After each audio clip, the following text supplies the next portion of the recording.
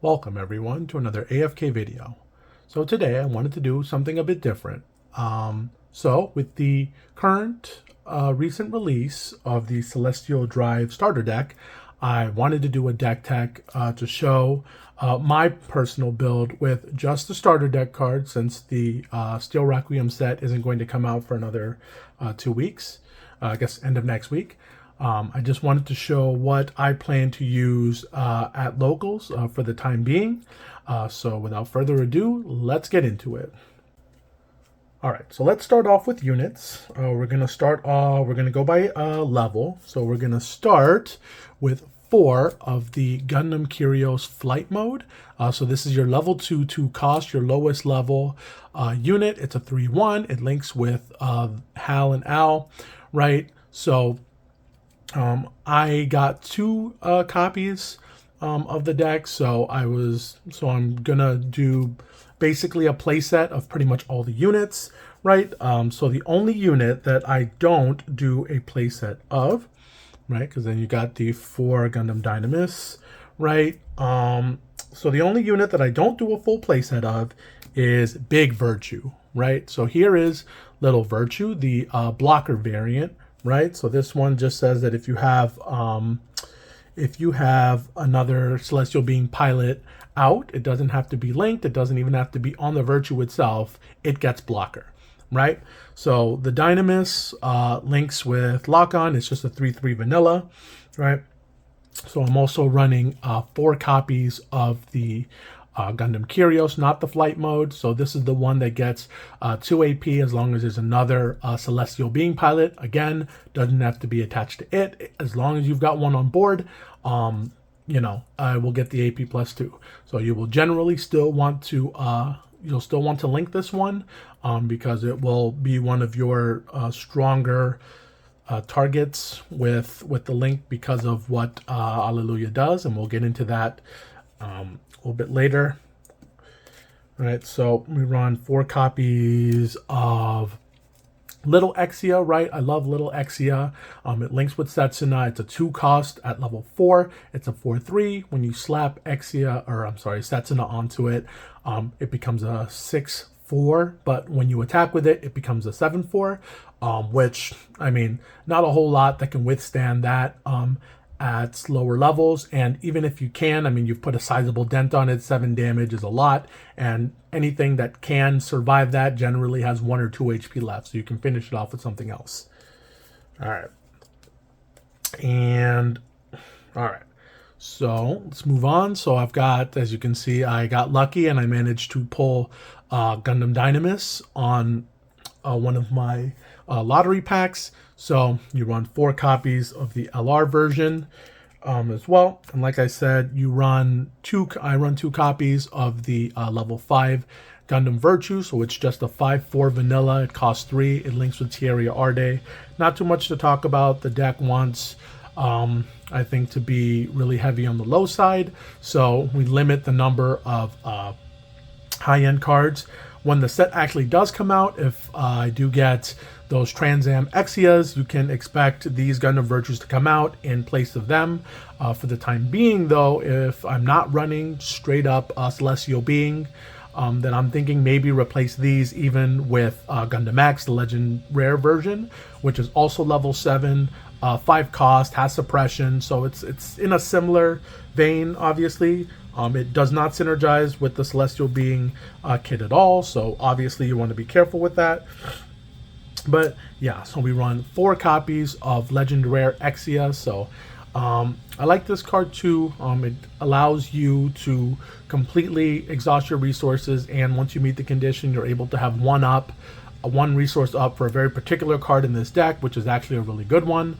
It's got card draw. It also becomes 7 power when you attack with it, though it has 5 HP, bit more survivability, but all in all, I think solid card. All right, and so those are all the units that you'll be running.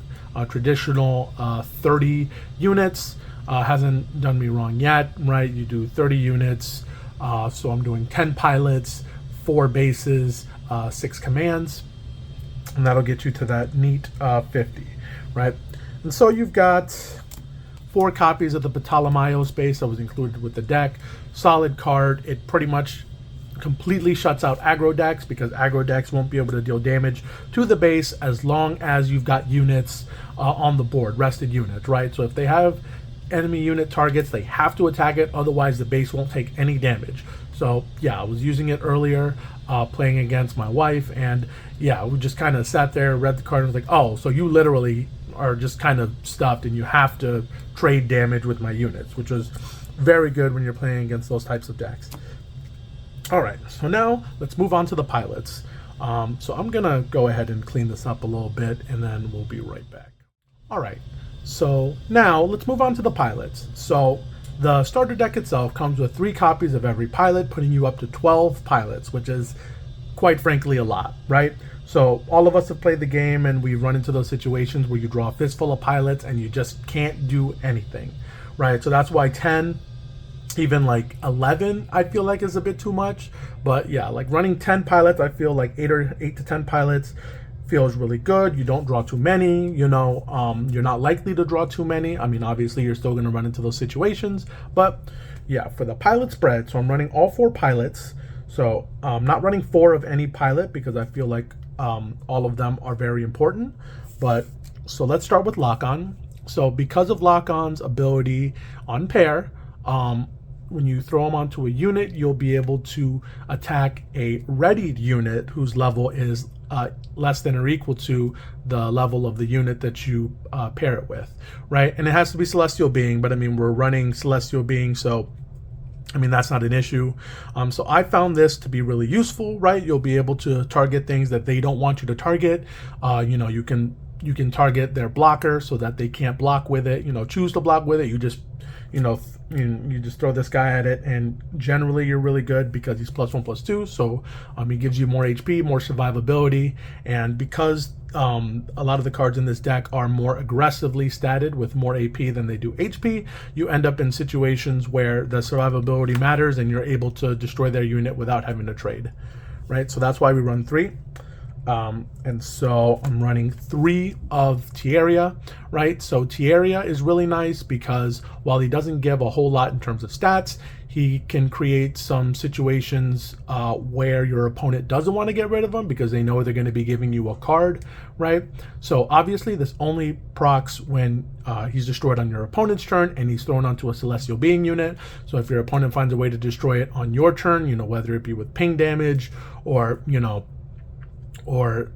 blocker damage on your turn, then you won't get this effect. So you have to be careful about how you approach it, right? But the card draw, I feel like, is really good, has the potential to really get you ahead. So I've go 3 of the Tierra, right? Now, so I only run 2 Setsunas. So Setsuna is really good on offense, and it's not that it's bad. It's just that I felt like the lock-on effect and the Tierra effects were so valuable that the Setsuna effect was not as important, right? So I'm open to fiddle with the numbers and, see if maybe I want more of these guys. I don't think I'll do any less. But yeah, so for the time being, I run 2. You can't really see it on this one, but this is the foil version. This is the other foil that I got for the starter deck lottery pack. All right, so finally we run 2 copies of Alleluia Hoptism, right? So Alleluia does link with some of the better aggressive units early, right? The Kyrios variants are very good with him because then you don't trade damage as long as your opponent's units have 3 AP or less. So when you run into aggro decks, you'll be able to clear their stuff off the board, and then they'll have to use something else in order to get rid of your thing, right? And if you have a blocker, obviously, then you can force them to attack that.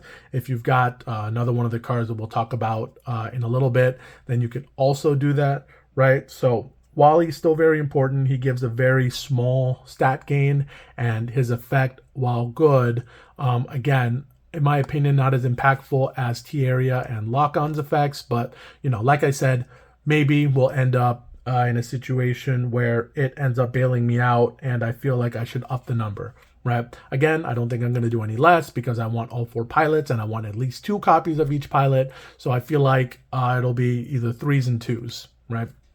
Okay, so that's pretty much it for the pilots. And so I run 2 different commands. So the first command obviously is the 4 copies of Tactical Visionary, right? So this is just Schoolgirl and Smuggler, except for Celestial Being units. So it's a level 1 cost. You can play this first turn of the game no matter what. And it will basically allow you to look at the top 3. You get to pick a Celestial Being unit or pilot and add it to your hand. You put the rest on the bottom. And statistically, with this deck, you're not gonna miss too much, right? So you're pretty much guaranteed a hit.